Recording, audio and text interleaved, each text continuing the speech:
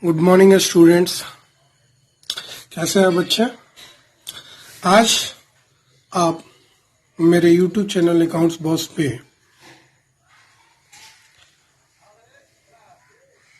एक नया चैप्टर पढ़ने जा रहे हैं क्लास 11th का, जिसका नाम है बच्चे बेसिक अकाउंटिंग टर्म्स। इस चैप्टर से यूं कहिए तो आप अपना शुरू करने वाले हैं बहुत ही इम्पोर्टेंट चीज। फर्स्ट चैप्टर तो आप जाने क्या क्या होता है अकाउंटिंग वगैरह, उसका फीचर्स, कैरेक्टरिस्टिक्स, मेरिट, डिमेरिट वगैरह वगैरह पढ़ें। सेकंड चैप्टर में, फर्स्ट चैप्टर में भी आया था ऐसा टर्म्स। जब हम लोग कॉमर्स लेते हैं ना क्लास 11th में, तो उस वक्त हमको बहुत सारे अकाउंटिंग टर्म्स होता है जिसके बारे में हमको पता ही नहीं रहता है, उसका मतलब क्या है, वो होता क्या है, और हम बड़ा परेशान रहते हैं। क्लास 11th में रहते हैं, हम लोग का फर्स्ट क्लास होता है और सुनते हैं डेबिट क्या है, क्रेडिट क्या है, अकाउंट क्या है, बिजनेस ट्रांजैक्शन क्या है, कैपिटल क्या है, एसेट्स क्या है, लायबिलिटीज क्या है। इन सभी चीजों को बस सुनते थे नाम की तरह। अब सर से भी पूछते होंगे तो सर बोलते होंगे वेट करो, ये हम बताएंगे आपको, और आपका धैर्य भी टूट रहा होगा, भाई अब कब सर बताएंगे, वो घड़ी कब आएगा। तो लो बच्चे, वो घड़ी आपका आ गया। आज मैं आपको वही डाउट्स क्लियर करने जा रहा हूं जो आपके मन में फर्स्ट डे से ही था कि कब सर बताएंगे, क्या होता है इसका मतलब। तो आप भी जब हम बेसिक अकाउंटिंग टर्म्स आपको पढ़ा रहे होंगे तो भी शुरुआत में भी पढ़ाते समय आपको बहुत सारे ऐसे टर्म्स आएंगे जो आगे आगे पढ़ेंगे, तो घबराना नहीं है। मान लीजिए हम बिजनेस ट्रांजैक्शंस पढ़ा रहे हैं और उसके अंदर बहुत सारे टर्म्स आ जाए, तो आपको फिर उसको नाम की तरह ही लेना है और फिर उसको समझने के लिए थोड़ा इंतजार करना पड़ेगा। थोड़ा इंतजार तो जरूर करना पड़ेगा। जैसे कि आप यूं समझिए कि क्लास 11th में जो कॉमर्स है ना, आपके लिए एबीसी है, और धीरे धीरे ये चैप्टर जैसे जैसे बीतेगा तो आप एबीसी से वर्ड बनाना और उससे सेंटेंस बनाना जरूर सीखिएगा। ठीक है बच्चे, तो आइए, ये मेरा लेक्चर नंबर 1 है बेसिक अकाउंटिंग टर्म्स का, और आज अपने लेक्चर नंबर 1 में 4 टर्म्स मैं आपके साथ डिस्कस करने वाला हूं। Only 4 terms I will discuss. सबसे पहले मैं आपके साथ बिजनेस ट्रांजैक्शन टर्म्स डिस्कस करूंगा, इसका मतलब क्या होता है। फिर मैं डिस्कस करूंगा अकाउंट क्या होता है, फिर कैपिटल क्या होता है, ड्राइंग्स क्या होता है। ठीक है बच्चा, मतलब 4 चीजों को मैं आपके साथ आज शेयर करने वाला हूं। बहुत दिनों से आपके मन में ये चल रहा था आखिर बिजनेस ट्रांजैक्शन क्या होता है। सबसे पहले तो जान लीजिए, बिजनेस ट्रांजैक्शन का मतलब होता है बिजनेस के लेन देन। बिजनेस के लेन देन, ये जो दो व्यक्ति होता है, मान लो एक बिजनेसमैन है, एक बिजनेसमैन है, इस बिजनेसमैन का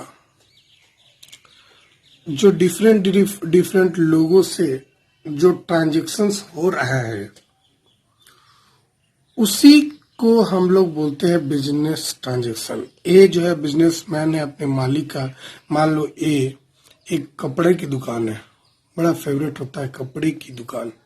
ए जो है एक कपड़े की दुकान है, ठीक है। अब देखो कि इधर से होगा कि इधर से होगा, मुझे नहीं पता।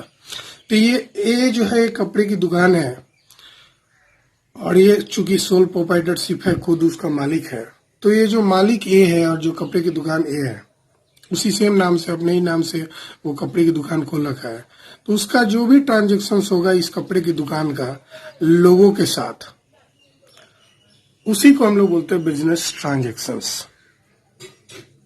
अब क्या क्या होगा इन लोगों के साथ और कौन कौन लोग होंगे, अब जरा सोचो। वो किसी से सामान खरीदता होगा, तो मान लो सी से सामान खरीदता होगा तो सी से उसका एक लेन देन हुआ। डी को बेचता होगा तो डी से उसका लेन देन हुआ। ई उसका एम्प्लॉय होगा तो उसको सैलरी देता होगा तो उससे लेन देन हुआ। एफ गवर्नमेंट हुआ, जिसको इलेक्ट्रिसिटी बिल दे रहा है, या इलेक्ट्रिसिटी कंपनी हो गया एफ। जी हो गया उसका मकान मालिक जिसको वो रेंट दे रहा है, वगैरह वगैरह। इस तरह का वो दिन भर में न जाने उस पूरे साल, पूरे ईयर में वो न जाने कितना ट्रांजेक्शन्स करता होगा। मतलब जब भी एक बिजनेस दूसरे लोगों से एक ट्रांजेक्शन्स करता है, एक लेन देन करता है, जो ट्रांजेक्शन फिनेंशियल नेचर का होना चाहिए, उसको बोला जाता है बच्चे बिजनेस ट्रांजेक्शन। उसको बोला जाता है बिजनेस ट्रांजैक्शन। ये जो दुकान है, कपड़े की दुकान है, ये उसका जितना भी ट्रांजैक्शन लोगों के साथ होगा जिसमें फिनेंशियल इन्वॉल्वमेंट होगा, उसी को बोला जाता है बिजनेस ट्रांजैक्शंस। तो आइए जरा हम लोग समझते हैं लिखा हुआ क्या है। The term business transactions means A financial transaction. मतलब बिजनेस ट्रांजैक्शंस को हम लोग फिनेंशियल ट्रांजैक्शन या इकोनॉमिक इवेंट भी बोलते हैं। एक ऐसी घटना जिसमें इकोनॉमिकल घटना घटी हो। Entered into by two parties, बोले हमने दो पार्टीज होना चाहिए, जैसे एक दुकान खुद और वो दूसरे आदमी से।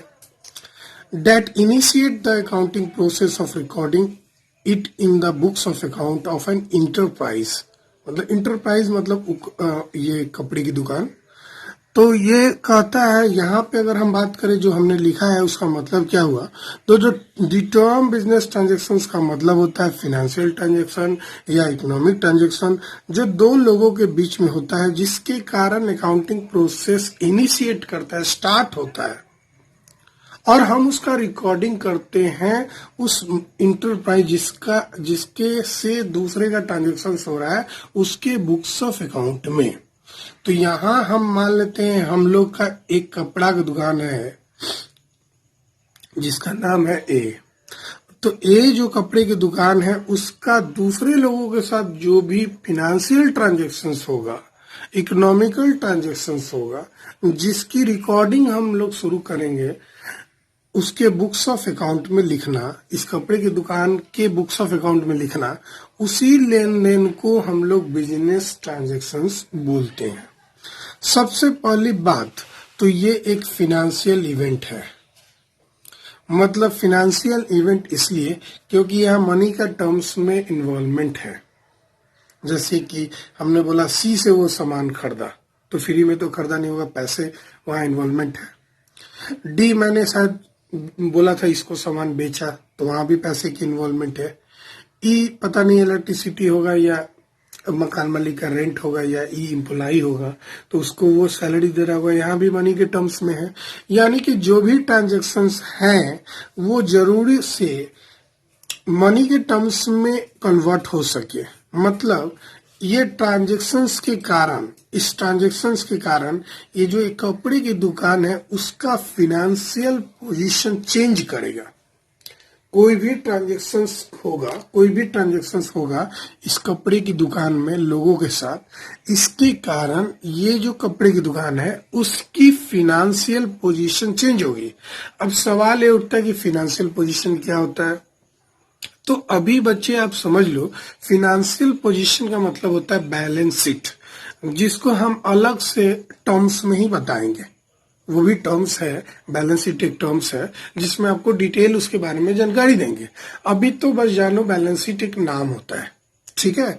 तो उस फिनेंशियल पोजीशन में चेंजमेंट होगा किसके कारण, जो भी ट्रांजेक्शन, जो भी लेन देन हुआ किनके बीच में, ये जो इंटरप्राइज है, ये दुकान जो है उसका लोगों के साथ जो भी फिनेंशियल ट्रांजैक्शन हुआ, मनी के टर्म्स में जो ट्रांजैक्शन हुआ, उसके कारण इस कपड़े की दुकान का फिनेंशियल पोजीशन चेंज करेगा। एक बात क्लियर। दूसरा हम लोग बोल सकते हैं, और we can say that it is an agreement between two parties involving transfer और exchange of goods and services. जाहिर सी बात है, यहां बोल सकते हैं कि एक एग्रीमेंट हो रहा है दो लोगों के बीच में, जैसे ए और सी के बीच में, ए और डी के बीच में, ए और ई के बीच में, ए और एफ के बीच में, ए और जी के बीच में, वगैरह वगैरह बहुत सारा ऐसा होता है बच्चे। तो इनके बीच में एग्रीमेंट हो रहा है जिसमें कहीं गुड्स का ट्रांजेक्शन हो रहा है, कहीं सर्विसेज का ट्रांजेक्शन हो रहा है। अब गुड्स और सर्विसेज भी मैं अलग से बताने वाला हूँ। जी हाँ, बिल्कुल आप एक कान में दिमाग में बात डाल लो। गुड्स क्या होता है, सर्विसेज क्या होता है, ये भी एक अकाउंटिंग टर्म्स होता है। तो इसकी भी मैं एक्सप्लेनेशन 1 by 1 जरूर दूंगा। फिलहाल तो जान लो, यहाँ पे सी जो है सामान बेचा ए को, तो गुड्स का इन्वॉल्वमेंट हुआ। डी सामान खरीदा ए से, वहां भी गुड्स का इन्वॉल्वमेंट हुआ। ई अपना सैलरी उठा रहा है, लेकिन वहां पे सैलरी कैसे उठा रहा है, सर्विस दे के। ई जो है एक एम्प्लॉय है जो ए की दुकान में कपड़ा बेचता है, तो सेल्समैन है। तो सेल्समैन क्या करता है, सर्विस प्रोवाइड करता है कि हम तुम्हारे कपड़े को बेचेंगे, उसके बदले में तुम्हें हमें सैलरी देना। एफ क्या है, मकान मालिक है, वो भी सर्विस दे रहा है, रेंट दे, घर अपना दे रखा है और घर के बदले में उसको रेंट आ रहा है। तो कहीं ना कहीं दो पार्टीज के बीच में एक ऐसा एग्रीमेंट है जिसको हम लोग बिजनेस ट्रांजेक्शन बोलते हैं। उस एग्रीमेंट में गुड्स का या सर्विस का लेन देन होता है। जैसे कि एग्जांपल देख लो, हम गुड्स बेचते हैं, गुड्स खरीदते हैं, अपने डेटर से पैसे वसूलते हैं। अब डेटर्स क्या होता है इसका भी मैं बताने वाला हूँ, हर वो टर्म्स बताऊंगा। फिलहाल ये समझ लो, डेटर्स का मतलब होता है जिसको हम लोग उधार में सामान बेचे हैं, तो उससे हम लोग पैसा लेंगे, पेमेंट करेंगे। क्रेडिटर, क्रेडिटर वो व्यक्ति होता है जिससे हम लोग उधार में सामान खरीदे हैं। उसी तरह परचेज और सेल ऑफ फिक्स्ड एसेट, हमारा जो एसेट्स है उसकी फिक्स्ड एसेट क्या होता है आप पूछोगे, तो बिल्कुल मैं बताऊंगा। अभी तो बस जान लो, ये सारे लेन देन को ही बिजनेस ट्रांजेक्शन्स बोला जाता है। समझ में आया बच्चा? ये जो ट्रांजेक्शन मैंने लिखा है, इन्हीं ट्रांजेक्शन्स को बिजनेस ट्रांजेक्शन्स बोला जाता है।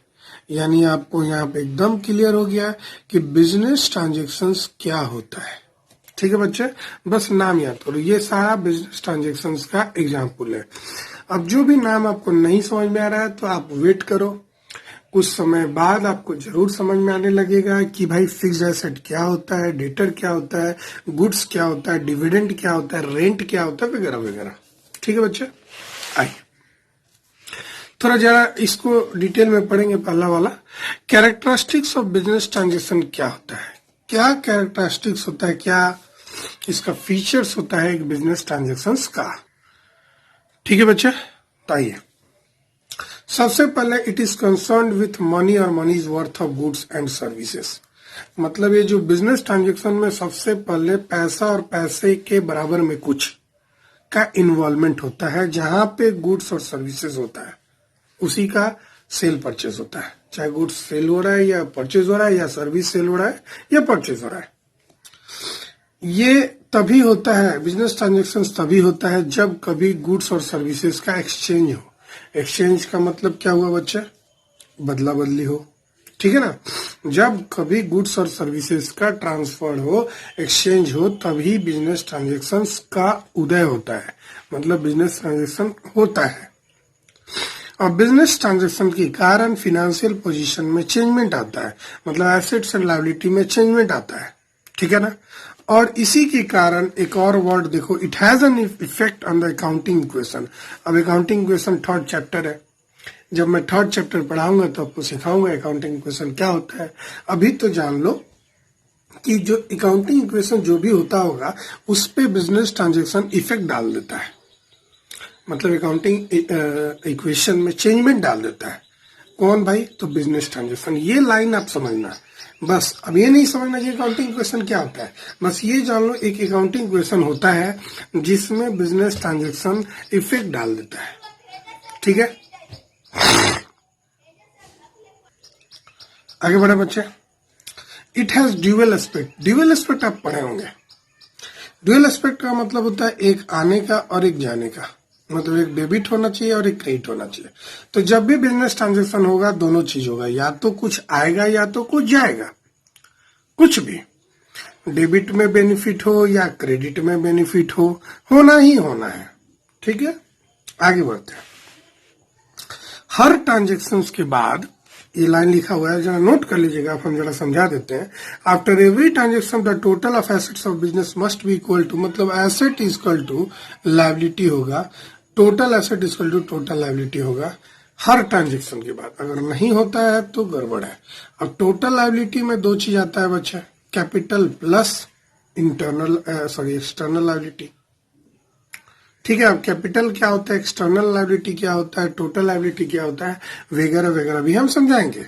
तो मैंने यहाँ पे आपको लिखा है कि हर ट्रांजेक्शन के बाद टोटल एसेट जो बिजनेस का है वो टोटल लायबिलिटी के बराबर होना चाहिए। इसी कारण से बैलेंस शीट मैच कर जाता है। जो हम बैलेंस शीट बनाते हैं, जिसका बार बार हम नाम ले रहे हैं, एक बैलेंस शीट एक स्टेटमेंट होता है। जब हम बनाते हैं तो उसमें दो चीज लिखते हैं, एक तरफ लिखते हैं लायबिलिटी और एक तरफ लिखते हैं एसेट्स। ये जो एसेट्स है और ये जो लायबिलिटी है, ये दोनों लास्ट में बराबर होना चाहिए। मान लो इधर 200 है तो इधर भी 200 होना चाहिए। तो हर ट्रांजेक्शन के बाद ये बैलेंस शीट में कोई चेंजमेंट नहीं होगा, ये दोनों बराबर होगा। यही बस सुन लो। अब ये क्या होता है, बैलेंस शीट क्या होता है, या टोटल लायबिलिटी क्या होता है, एक्सटर्नल लायबिलिटी क्या होता है, इसके अंदर मत जाओ। बस ये जान लो कि हर ट्रांजेक्शन, जब भी कोई ट्रांजेक्शन होगा, ये दोनों बराबर होगा। ठीक है बच्चा, आगे बढ़ते हैं। बिजनेस ट्रांजेक्शन को और बढ़ाते हैं। अब बिजनेस ट्रांजेक्शन दो तरह का होता है, जो ध्यान से सुनिएगा बच्चा। बिजनेस ट्रांजेक्शन जो होता है दो तरह का होता है। ये दोनों तरह नहीं है, ये अलग चीज है, ये अलग पॉइंट है। यहां देखिएगा दो तरह। Relationship with the accounting unit, जब भी हम अकाउंटिंग करते हैं बिजनेस ट्रांजेक्शन को, तो वहां दो तरह का अकाउंटिंग करते हैं। एक वो बिजनेस ट्रांजेक्शन जो इंटरनल ट्रांजेक्शन कहलाता है, एक वो जो एक्सटर्नल ट्रांजेक्शन कहलाता है। अब इंटरनल ट्रांजेक्शन्स क्या होता है, एक्सटर्नल ट्रांजेक्शन्स क्या होता है, ये समझते हैं। मतलब कि जो भी बिजनेस ट्रांजेक्शन होता है वो दो तरह का होता है। एक इंटरनल ट्रांजेक्शन्स होता है और दूसरा एक्सटर्नल ट्रांजेक्शन होता है। इंटरनल ट्रांजेक्शन्स का मतलब होता है अकाउंटिंग ट्रांजेक्शन। इंटरनल ट्रांजेक्शन्स को क्या बोलते हैं, अकाउंटिंग ट्रांजेक्शन, और एक्सटर्नल ट्रांजेक्शन्स को हम लोग बिजनेस ट्रांजेक्शन बोलते हैं। ठीक है, अब अकाउंटिंग ट्रांजेक्शन क्या होता है, इसमें दो पार्टी का कोई लेन देन नहीं होता है, ये सिर्फ अकाउंटिंग पर्पस के लिए होता है। मतलब ये बिजनेस के अंदर ही घटना घटती है जिसके कारण हम इसका रिकॉर्डिंग करते हैं। कुछ ट्रांजेक्शन बिजनेस में ऐसे भी होते हैं जिसका घटना बिजनेस के अंदर ही घटता है, बाहर नहीं घटता है। बिजनेस से बाहर घटे तब वो बिजनेस ट्रांजेक्शन कहलाएगा, बिजनेस के अंदर ही घटे तो वो अकाउंटिंग ट्रांजेक्शन कहलाएगा। जैसे कि डेप्रिसिएशन ऑन फिक्स्ड एसेट। अब फिक्स्ड एसेट क्या होता है, जो बिजनेस ट्रांजेक्शन होता है और जो इंटरनल ट्रांजेक्शन होता है वो दोनों अलग अलग होता है। जैसे कि मैं बता रहा था डेप्रिसिएशन ऑन फिक्स्ड एसेट। अब क्या होता है डेप्रिसिएशन, क्या होता है फिक्स्ड एसेट, फिर आपको प्रॉब्लम होगा, मैं जानता हूं, क्योंकि मैंने आपको ना डेप्रिसिएशन बताया ना फिक्स्ड एसेट बताया, और बताऊंगा अभी कैसे। अभी तो मैं स्टार्टिंग किया हूं, बस नाम जान लो। एक एसेट होता है जिसमें हम लोग डेप्रिसिएशन लगाते हैं, मतलब अभी थोड़ा मतलब समझ लो, उसके वैल्यू में हम कुछ कमी करते हैं। अब कोई भी फिक्स्ड एसेट्स के जो वैल्यू में हम कमी करते हैं, उसका रिकॉर्डिंग, उसका जो जर्नल एंट्री, उसका जो हम लोग अकाउंटिंग करते हैं ना, उसी को इंटरनल ट्रांजेक्शन्स बोला जाता है। इससे किसी पार्टीज का के बीच में घटना नहीं घटती है। मतलब इस डेप्रिसिएशन ऑन फिक्स्ड एसेट के कारण दो पार्टी के बीच में कोई घटना नहीं घटती है, दो पार्टी के बीच में कोई घटना नहीं घटती है। इसलिए यहाँ लिखे does not involve second party, यहाँ पे कोई सेकंड पार्टी का इन्वॉल्वमेंट नहीं होता है इंटरनल ट्रांजेक्शन में। लेकिन बिजनेस ट्रांजेक्शन में दो पार्टी का इन्वॉल्वमेंट होता है। जैसे कोई सामान खरीदेंगे तो जाहिर सी बात है किसी और व्यक्ति से खरीदेंगे, कोई सामान बेचेंगे तो अपने आप को तो नहीं बेचेंगे ना, तो जाहिर सी बात है दूसरे को बेचेंगे। कोई रेंट देंगे तो अपने आप को रेंट नहीं देंगे, दूसरे को रेंट देंगे। इलेक्ट्रिसिटी देंगे तो किसी दूसरे को ही देंगे, है ना, वगैरह वगैरह। ये जितने भी ट्रांजेक्शन्स है जहां पे दो पार्टी का इन्वॉल्वमेंट होता है उसी को बोला जाता है बिजनेस ट्रांजेक्शन। लेकिन अकाउंटिंग ट्रांजेक्शन्स अंदर ही अंदर होता है, बिजनेस के अंदर ही अंदर घटता है। हमने एसेट्स की वैल्यू कम कर दी। अब एसेट्स की वैल्यू जो कम कर दी, मान लो पहले एसेट्स था 10,000, अब मैं उसे 100 रुपया से कम कर दिया, तो अब हो गया 9,900। तो ये 100 रुपया का जो रिकॉर्डिंग हम करेंगे ये इंटरनल ट्रांजेक्शन्स कहलाएगा। इसका सिर्फ हम अकाउंटिंग ट्रांजेक्शन्स कहलाएगा, इससे कोई फर्क नहीं पड़ेगा दो पार्टी के बीच में। ठीक है ना, तो आज से याद रखिएगा दो तरह का ट्रांजेक्शन्स होता है, एक इंटरनल ट्रांजेक्शन और एक एक्सटर्नल ट्रांजेक्शन। ठीक है बच्चे। अब आते हैं, ये जो एक्सटर्नल ट्रांजेक्शन हुए हैं उनमें मोड ऑफ सेटलमेंट क्या होता है। Mode of settlement of value, मतलब जो भी एक्सटर्नल ट्रांजेक्शन किए हैं, जो भी बाहरी व्यक्ति से लेन देन किए हैं, उनका हम सेटलमेंट दो तरह से करते हैं। या तो कैश ट्रांजेक्शन में करते हैं। कैश ट्रांजेक्शन का मतलब होता है पैसा में लेन देन, भाई सामान खरीद लो, पैसा लो, हमको सामान दो, बात खत्म। कैश लो, कैश समझते ही होंगे, मान लो मेरे पास 100 रुपया है, 100 रुपया का सामान कर दे, 100 रुपया दे दिए, तो ये कहलाता है कैश ट्रांजेक्शन। और दूसरा होता है क्रेडिट ट्रांजेक्शन। अब क्रेडिट ट्रांजेक्शन का मतलब होता है जैसे कि हम 100 रुपये का सामान खरीदे और बोले कि भाई एक काम करो, एक अगला सप्ताह मेरे से ले लेना, अभी मेरे पास कैश नहीं है, तो इसको बोला जाता है क्रेडिट ट्रांजेक्शन, मतलब उधार। आप देखते हैं दुकान में जाते हैं तो लिखा रहता है उधार मांगकर मुझे शर्मिंदा ना करे, है ना। तो ऐसा इसलिए लिखते हैं क्योंकि लोग टाल देते हैं ना, तो टालने वाला जो ट्रांजेक्शन होता है उसी को बोलते हैं क्रेडिट ट्रांजेक्शन। टालने वाला मतलब उधारी। उधारी मतलब भाई आज सामान खरीदे हैं, पेमेंट कुछ दिन बाद करेंगे, या आज सामान बेचे हैं, हमको पेमेंट कुछ दिन बाद मिलेगा। तो इस तरह के ट्रांजेक्शन्स को क्रेडिट ट्रांजेक्शन बोला जाता है। और जहां पे कैश का तुरंत लेन देन होता हो उसको बोला जाता है कैश ट्रांजेक्शन। तो ये तो खैर मोड ऑफ सेटलमेंट था। अभी आप समझ गए होंगे इंटरनल ट्रांजेक्शन क्या होता है और एक्सटर्नल ट्रांजेक्शन क्या होता है, और इस पे ज्यादा माथापच्ची भी नहीं करेंगे, बस एक एग्जाम्पल आपके सामने लिखा हुआ है उसको याद कर लेंगे। तो बिजनेस के अंदर जो घटना घटती है उसका जो रिकॉर्डिंग करते हैं उसको बोलते हैं अकाउंटिंग ट्रांजेक्शन, और बिजनेस के बाहर से जो घटना घटती है उसको बोलते हैं एक्सटर्नल ट्रांजेक्शन। बात खत्म। इससे ज्यादा आप ना दिमाग लगाइएगा ना सोचिएगा, ठीक है बच्चे। बहुत देर हो गया हमको पहला ही टॉपिक बताते हुए, क्या करूं, है ही कुछ और बात।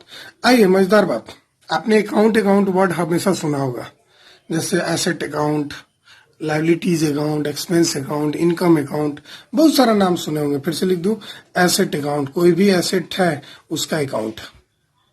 अब याद रखिएगा अकाउंट का शॉर्टकट होता है A/C, ठीक है ना, A/C। एसेट अकाउंट हो गया, फिर लायबिलिटी अकाउंट हो गया, लायबिलिटी अकाउंट हो गया, A/C लिख रहे हैं।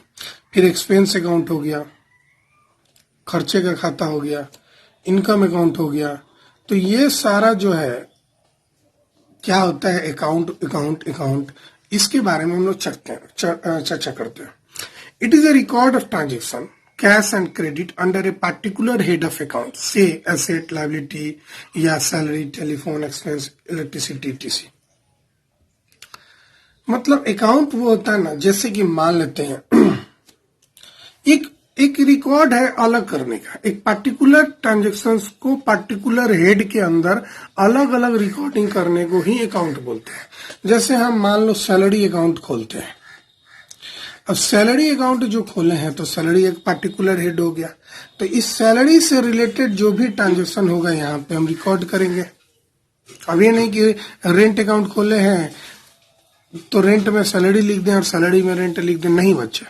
रेंट का अलग रिकॉर्डिंग होगा, सैलरी का अलग रिकॉर्डिंग होगा, मतलब दोनों ही ट्रांजेक्शन्स को अलग अलग हम लोग रिकॉर्डिंग करेंगे।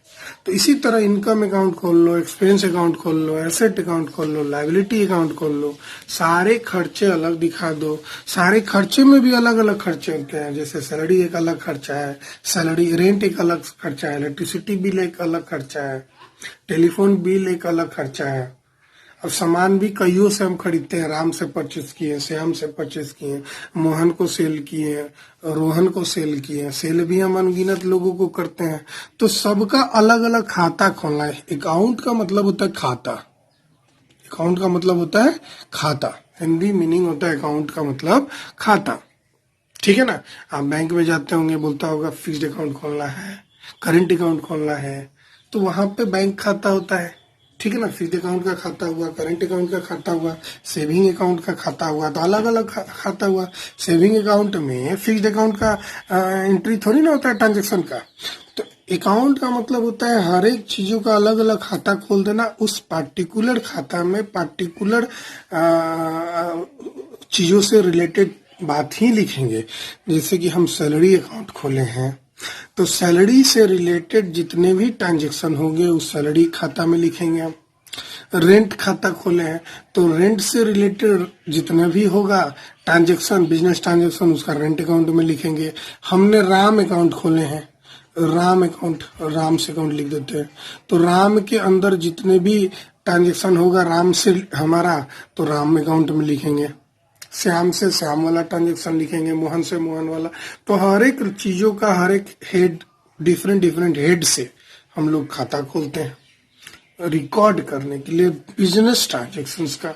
तो खाता क्या होता है बच्चा? बिजनेस ट्रांजेक्शन को रिकॉर्ड करने के लिए एक पार्टिकुलर हेड के नाम से जो अकाउंट खोलते हैं उसी को बोलते हैं खाता। It only shows the amount of transaction but also shows their effect. If it not only shows the amount of transaction, इसमें सिर्फ amount of transaction नहीं लिखा जाता, इसका इफेक्ट भी लिखा जाता है, इफेक्ट भी पता चल जाता है। अब सैलरी अकाउंट खोले हैं तो हमारा पता चल जाए इफेक्ट, खर्चा कितना सैलरी दिए वगैरह वगैरह, ठीक है ना। आइए, खाता समझ गए हैं। तीसरा में आता है महत्वपूर्ण चीज, कैपिटल। बहुत सारे बिजनेसमैन के मुंह से आप सुनते आ रहे होंगे कैपिटल कैपिटल कैपिटल, जिसको हिंदी में हम लोग पूंजी बोला जाता है। क्या बोलते हैं हम लोग? पूंजी, पूंजी। तो ये जो कैपिटल होता है वो क्या होता है, ये हम लोग समझते हैं जरा ध्यान से, एकदम ध्यान से कैपिटल समझते हैं। मान लेते हैं ये जगह जो छोड़े हैं इसमें समझते हैं। आप एक कपड़े की दुकान खोलना चाहते हैं, आप एक दुकान खोलना चाहते हैं, ये मान लेते हैं आपका दुकान है। ये किस चीज का दुकान है भाई? तो भाई कपड़ा दुकान खोलना चाहते हैं या जनरल स्टोर खोलना चाहते हैं? चलो जनरल स्टोर ही लिख देते हैं, जनरल स्टोर। आप लोग लिखा रहता है राम जनरल स्टोर, सुने हैं? मोहन जनरल स्टोर, ऐसा आप गली मोहल्ला में घूमते होंगे तो देखते होंगे जनरल स्टोर लिखा रहता है, Ram general store, Mohan general store, Shyam general store. तो ये जो राम जनरल स्टोर है, मतलब राम उसके घर का व्यक्ति, उसका बेटा उठा या वो खुद होता होगा उसका, वो जनरल स्टोर है। ठीक है, दो चीज समझे। तो ये राम मान लो है, ये राम है, उसने इस राम जनरल स्टोर में कुछ पैसा लगाया, इन्वेस्टमेंट किया। क्या किया? इन्वेस्टमेंट किया। इन्वेस्टमेंट मतलब आप पूछोगे भाई, इन्वेस्टमेंट का मतलब पैसा लगाना फायदे के लिए, ठीक है। तो राम जो व्यक्ति था, ये तुम थे, बड़ा प्यारा हो, ये तुम थे बच्चे, ठीक है। बड़ा हीरो वाले स्टाइल मैंने आपको दे दिया। एक आप राम थे, आपने पैसा कमाने के लिए कहीं इन्वेस्ट किया। अभी आप कहाँ इन्वेस्ट किया? राम जनरल स्टोर में आपने पैसा लगाया। तो राम जनरल स्टोर में आपने जो पैसा लगाया, आप इसलिए हैं क्योंकि ये हम पढ़ रहे हैं सोल प्रोप्राइटरशिप का। अब सोल प्रोप्राइटरशिप किसको बोला जाता है? शुरू में ही बोले थे हम, सोल प्रोप्राइटरशिप का मतलब होता है जहां एक ही व्यक्ति ऑनर हो, एक ही मालिक हो, एक ही मालिक हो, दूसरा कोई मालिक ना हो, एक ही व्यक्ति मालिक हो, ऑनर एक ही ठो है, उसको बोला जाता है सोल प्रोप्राइटरशिप। पार्टनरशिप जहां दो मिनिमम होना चाहिए, कंपनी भी होता है, 3 तरह का बिजनेस ऑर्गेनाइजेशन हम लोग फर्स्ट डे भी चर्चा किए थे। खैर, अभी हम सोल प्रोप्राइटरशिप के बारे में पढ़ते हैं। तो राम एक व्यक्ति था जिन्होंने राम जनरल स्टोर में इन्वेस्टमेंट किया, पैसा लगाया। तो राम जनरल स्टोर के लिए ये जो इन्वेस्टमेंट है कहलाएगा कैपिटल, पूंजी। हर बिजनेस के लिए कुछ पैसे की जरूरत होता है, रीढ़ की हड्डी है भाई। कैपिटल ही नहीं रहेगा तो बिजनेस चलेगी क्या? तो बिजनेस का जो बैकबोन होता है, जो बिजनेस का बैकबोन होता है, हम उसे बोलते हैं कैपिटल, हम उसे बोलते हैं पूंजी, कैपिटल। तो राम जो है सोल प्रोप्राइटर है, मतलब वो ऑनर है। क्या है बच्चा? ऑनर है। किसका ऑनर है?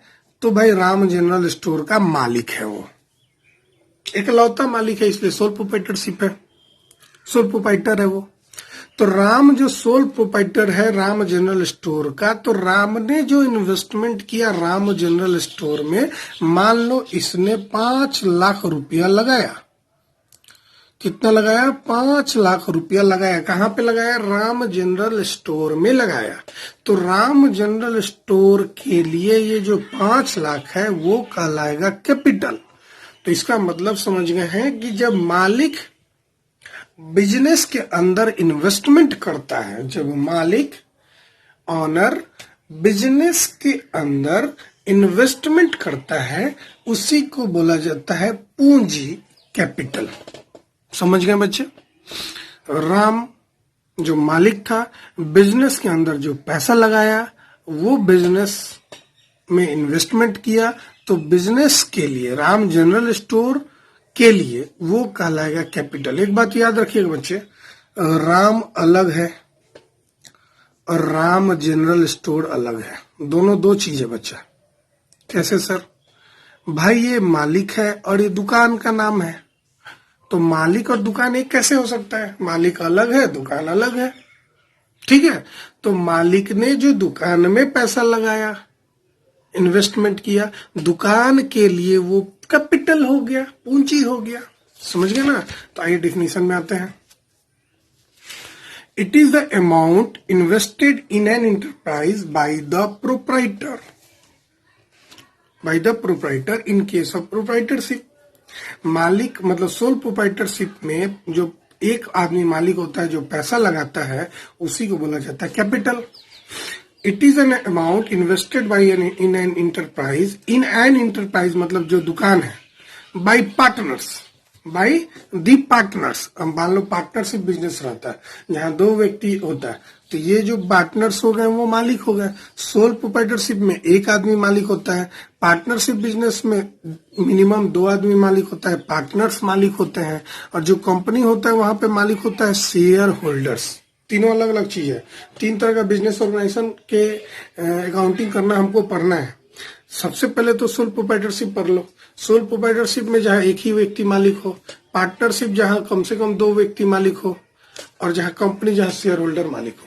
जहां पार्टनर मालिक हो पार्टनरशिप बिजनेस होगा, जहां शेयर होल्डर मालिक हो वहां कंपनी होता है। तो अगर प्रोप्राइटर पैसा लगाया तो वो कहाँ पैसा लगाएगा? प्रोप्राइटरशिप में, तो उसको बोला जाएगा कैपिटल। पार्टनर पार्टनरशिप में पैसा लगाया तो वो बोला जाएगा कैपिटल, मतलब अपना बिजनेस में लगाया। सोल प्रोप्राइटरशिप का जो भी कपड़ा का दुकान हो या कोई भी हार्डवेयर का दुकान हो, कुछ भी हो सकता है। शेयर होल्डर जो कंपनी में पैसा लगाया वो कहलाता है कैपिटल। ठीक है ना? अलग अलग चीजें से अलग अलग बातें निकल के आ रही है। तो तीनों में एक चीज कॉमन है कि जब भी कोई मालिक बिजनेस में, इंटरप्राइज में पैसा लगाता है वो कहलाता है कैपिटल। चाहे वो मालिक सोल प्रोप्राइटर हो, चाहे वो मालिक पार्टनर हो, चाहे वो शेयर होल्डर हो, कोई भी हो, किसी लेवल पे हो। हम छोटे दुकान की बात करें, बड़े दुकान की बात करें या कंपनी की बात करें, तीनों ही लेवल में बैकबोन होता है कैपिटल। पूंजी की जरूरत होती है। हर जगह अलग अलग तरीके से पूंजी आती है। सोल प्रोप्राइटरशिप में एक आदमी पैसा मिलाता है, पार्टनरशिप में कम से कम 2 आदमी पैसा मिलाता है, मिनिमम 2। शेयर होल्डर में कंपनी में शेयर होल्डर पैसा मिलाता है ना? तो कौन मालिक होगा? जो पैसा लगाएगा वो मालिक होगा। सोल प्रोप्राइटरशिप में प्रोप्राइटर मालिक होता है, पार्टनरशिप बिजनेस में पार्टनर मालिक होता है। तो मालिक ने बिजनेस में पैसा लगाया तो उसको कहा जाता है कैपिटल, सीधे शब्दों में। अब कैपिटल 2 तरह से लग सकता है। या तो मालिक पैसा लगा दिया, या कुछ एसेट्स दे दिया जिसका मॉनेटरी वैल्यू हो। मॉनेटरी वैल्यू मतलब उसका कुछ पैसा हो, ऐसा नहीं कि एसेट लगा दिया जिसका कोई वैल्यू ही नहीं हो। जैसे कि मान लो सपोज डेट, यही समझो, ये जो राम किराना दुकान है उसमें राम ने इन्वेस्टमेंट किया 5 लाख। अब ये तो समझ गए कि 5 लाख रुपया लगा, लेकिन 5 लाख रुपया 2 तरह से लगा, जरा समझना। 4 लाख रुपया वो कैश में दिया, 4 लाख रुपया वो कैश के रूप में दिया, भाई उसके पास पैसा पड़ा हुआ तो दे दिया। 5 लाख रुपया लगाया, लेकिन उसमें से 4 लाख कैश दिया और 1 लाख रुपया, रुपीस का साइन लगा रहे हैं देखो, ये जो 1 लाख रुपया है उसका वो कुछ मान लो वो दे दिया फर्नीचर। उसके घर में बहुत सारा फर्नीचर पड़ा हुआ था, सोफा सेट वगैरह पड़ा हुआ था, रैक वगैरह पड़ा हुआ था, तो उसने फर्नीचर दे दिया 1 लाख का, मान लेते हैं। तो राम जो मालिक था वो राम जनरल स्टोर में दो चीज दिया, कैश के रूप में 4 लाख दिया और फर्नीचर के रूप में 1 लाख दिया। और फर्नीचर का वैल्यू है 1 लाख, मॉनेटरी वैल्यू है इसका। तो टोटल उसने 5 लाख इन्वेस्टमेंट किया। तो इस राम जनरल स्टोर के लिए कैपिटल कितना होगा? 5 लाख। अब ऐसा नहीं कि 4 लाख बोल देना। भाई हमने पैसा लगाया, हमने कुछ फर्नीचर भी लगा दिया, हमारे पास मान लो जमीन था, हमने जमीन लगा दिया बिजनेस में। तो जमीन लगाया तो उसकी तो मॉनेटरी वैल्यू है ना, वो जमीन तो पैसे में बिकेगी ना। तो भाई जो जमीन हमने लगाया तो वो भी बिजनेस के लिए पैसा हो गया। यानी कि मालिक दो तरह से पैसा लगा सकता है। एकदम क्लियर हो गया? ठीक है। दूसरी बात, it is a liability of the business towards proprietor, partner, share holder. मतलब ये तीनों अलग अलग है बच्चे, लेकिन अर्थ सेम ही निकलेगा। मतलब ये जो 5 लाख रुपया आया राम जनरल स्टोर में, ये जो 5 लाख रुपया राम जनरल स्टोर में है, ये एक तरह से राम जनरल स्टोर के लिए लायबिलिटी है 5 लाख। कैसे लायबिलिटी है? भाई ये राम कहीं और पैसा लगाता तो उसको कुछ, मान लो ये राम जो है ये 5 लाख रुपया बैंक में जमा करता तो बैंक वाला उसको इंटरेस्ट देता ना, चाहे बैंक वाला वो पैसा लौटाएगा आज न कल। यानी कि राम जनरल स्टोर का भी ये जो 5 लाख रुपया आया ये तो मालिक के द्वारा आया है, तो उसके ऊपर तो बोझ है ना कि मालिक को हमको पैसा देना है। ठीक है ना? तो ये एक तरह का लायबिलिटी हो गया। किसके लिए लायबिलिटी हो गया? राम जनरल स्टोर के लिए 5 लाख लायबिलिटी हो गया। लेकिन कौन सा लायबिलिटी हुआ? तो इंटरनल लायबिलिटी हुआ। इंटरनल लायबिलिटी जो मालिक से पैसा लेके बनाया जाता है, एक्सटर्नल लायबिलिटी जो बाहरी लोगों से लेके पैसा लगाया जाता है। मान लो ये राम जनरल स्टोर बैंक से लोन लेता है ना, तो वो एक्सटर्नल लायबिलिटी हो जाता है।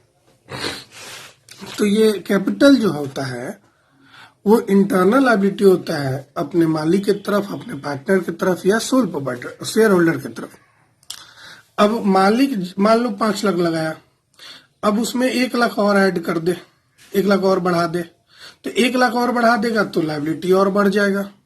या मान लो उसमें प्रॉफिट हो गया, तो प्रॉफिट होने के कारण भी लायबिलिटी बढ़ जाएगा। लेकिन अगर 1 लाख पैसा निकाल ले मालिक या लॉस हो जाए, उस केस में लायबिलिटी कम हो जाएगा, है ना भाई।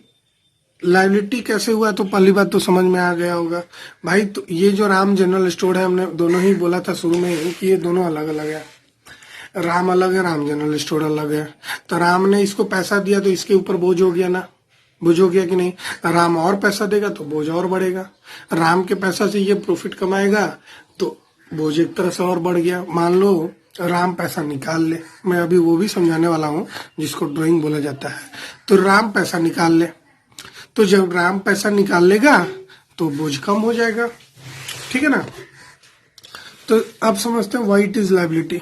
मैंने पूरा कहानी बता दिया, अब फिर समझाने जा रहा हूँ व्हाई इट इज लायबिलिटी। ओहो कोई बात नहीं बच्चे, इसे लर्न कर लेना। It is a liability because under business entity concept business is separate from its owner. शुरू में ही बताया भाई बिजनेस एंटिटी कंसेप्ट ये क्या होता है। अब ये भी पूछोगे भाई बिजनेस भाई भी बहुत सारे कॉन्सेप्ट, कन्वेंशन, रूल्स, प्रिंसिपल, ये सब आपको एक चैप्टर में पढ़ना है, जो चैप्टर है शायद 4 या 5।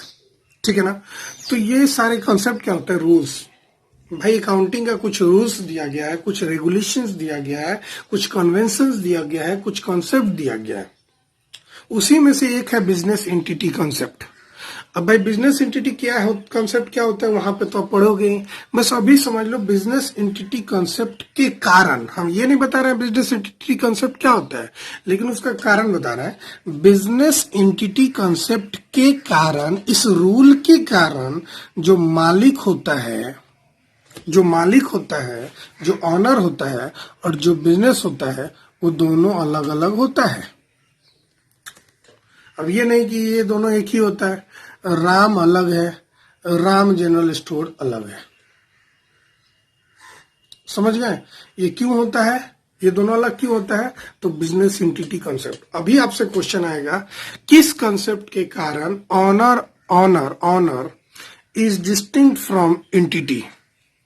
एंटिटी मतलब बिजनेस, ऑर्गेनाइजेशन, संस्था, इंटरप्राइजेस। तो ऑनर और एंटिटी मतलब बिजनेस, ऑर्गेनाइजेशन, इंटरप्राइजेस, संस्था, दुकान, कुछ भी कह लो।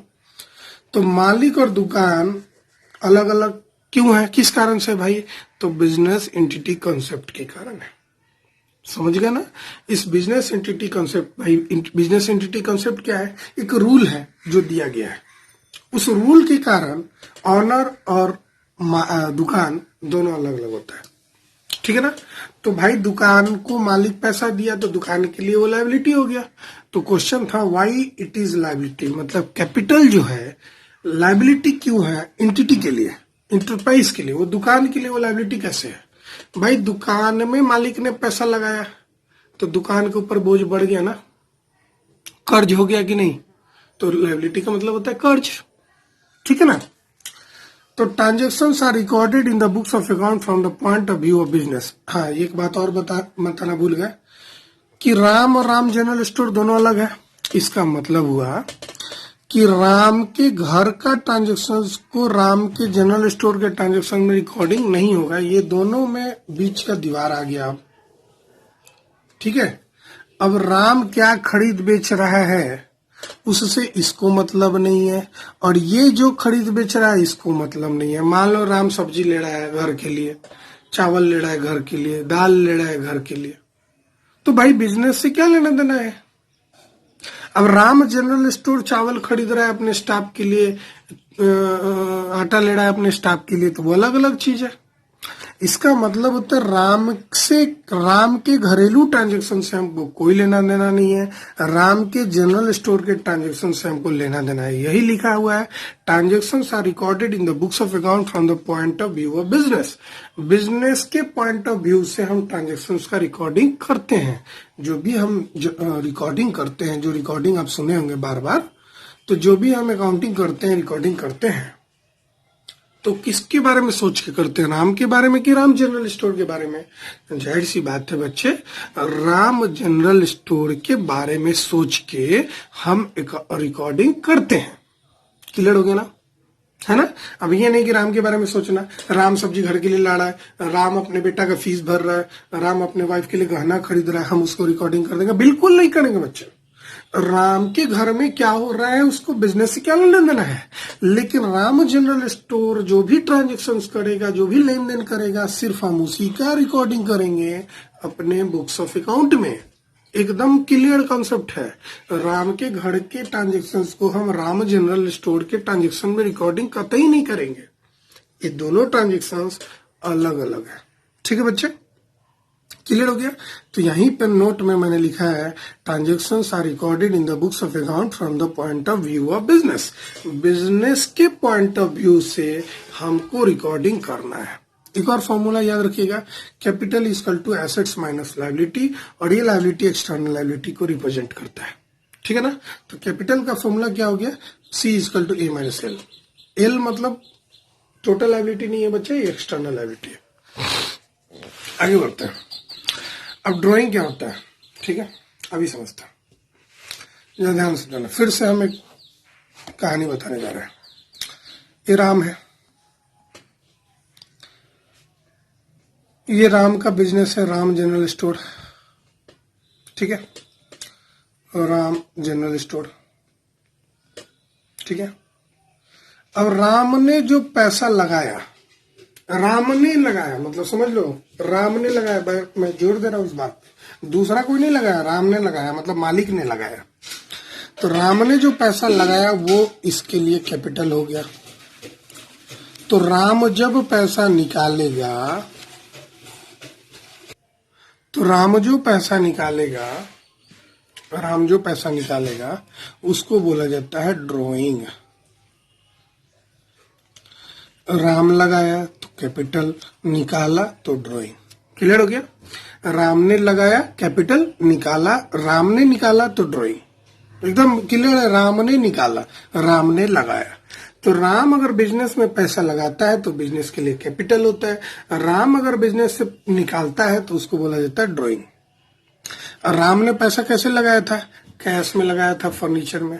तो निकाल भी तो हो सकता है ना, कैश में, फर्नीचर में या गुड्स में। मान लो उसका कपड़ा का जनरल स्टोर का दुकान है, तो जनरल स्टोर का सामान वो निकाल सकता है घर के लिए, है ना? तो जब भी जनरल स्टोर मतलब अपनी दुकान से कोई पेस्ट ले लिया, क्रीम ले लिया, निकाल लिया, तो उसका वो ड्राइंग कहलाएगा।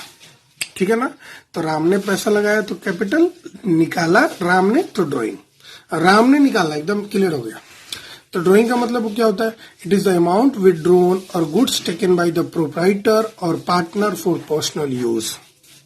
अपने घर के कामों के लिए बिजनेस से जो पैसा मालिक निकालता है उसी को बोला जाता है ड्राइंग। अब बिजनेस से पैसा कैश में निकाल सकता है या गुड्स में निकाल सकता है। अब गुड्स क्या होता है वैसे तो मैं बताऊंगा, बस ध्यान रख दो, गुड्स का मतलब सामान हुआ। तो बिजनेस से अगर पैसा निकाल लिया या सामान निकाल लिया उसको कहा जाता है ड्राइंग। नोट लिख लो। Goods so taken by the proprietor और partner are valued at purchase cost. Goods जो भी निकाला ना उसको परचेस कॉस्ट पे ही रिकॉर्डिंग होता है। मतलब मान लो राम जो है अपनी किराना दुकान से 10 रुपए का पेस्ट निकाल लिया, टूथपेस्ट। अब टूथपेस्ट जितना में खरीदा होगा, मान लो 8 रुपए में खरीदा होगा, तो 8 ही रुपया का रिकॉर्डिंग करेंगे ड्राइंग में। ये नहीं कि 10 रुपया उसका दाम है सेलिंग प्राइस, तो सेलिंग प्राइस पे कर देंगे। जितना में राम खरीदा होगा उतना ही दाम में वो निकालेगा, ठीक है ना। और एक बात और याद रखिएगा, कैपिटल जो होता है उसका ठीक उल्टा होता है ड्राइंग। कैपिटल मतलब प्लस बिजनेस में, और ड्राइंग का मतलब बिजनेस में माइनस, ठीक है। इसका मतलब है it reduces the capital of the owner. मालिक का पूंजी ड्राइंग करने से घट जाएगा। अब सोचो ना, मालिक पैसा लगाया और मालिक पैसा निकाल लिया तो उसका कैपिटल घटा कि नहीं? घट गया। ड्राइंग्स बाय द प्रोप्राइटर और a partner is debited to drawing account. अभी क्या होता है, अभी नाम याद रख लो, फिल इन द ब्लैंक्स आएगा तो बना लेना। अब ड्राइंग अकाउंट आप पढ़े नहीं है तो कैसे समझ में आएगा, हम समझाएंगे बाद में, ठीक है। At the time of preparing balance sheet, it is deducted from capital of the proprietor or partner in case as the case may be. Proprietor इसलिए और पार्टनर इसलिए दोनों एक ही चीज है, ये दोनों बिजनेस फॉर्म अलग अलग है। तो जब भी मालिक पैसा निकालेगा या पार्टनरशिप बिजनेस है तो पार्टनर पैसा निकालेगा, तो इन दोनों केस में कैपिटल घट जाएगा। दोनों ही केस में कैपिटल क्या हो जाएगा? घट जाएगा। तो जब भी बैलेंस शीट हम बनाएंगे, बैलेंस शीट बनाना तो सीखे नहीं है, मैं सिखा दूंगा आपको। तो जब भी आप बैलेंस शीट बनाना सीखेंगे तो जब भी हम कैपिटल को घटाएंगे ना, क्यों घटाएंगे? लॉस के कारण या ड्राइंग के कारण। तो जब भी हम ड्राइंग करेगा, मालिक जब भी ड्राइंग करेगा तो कैपिटल क्या करना है? घटा देना। यही लाइन कह रहा है।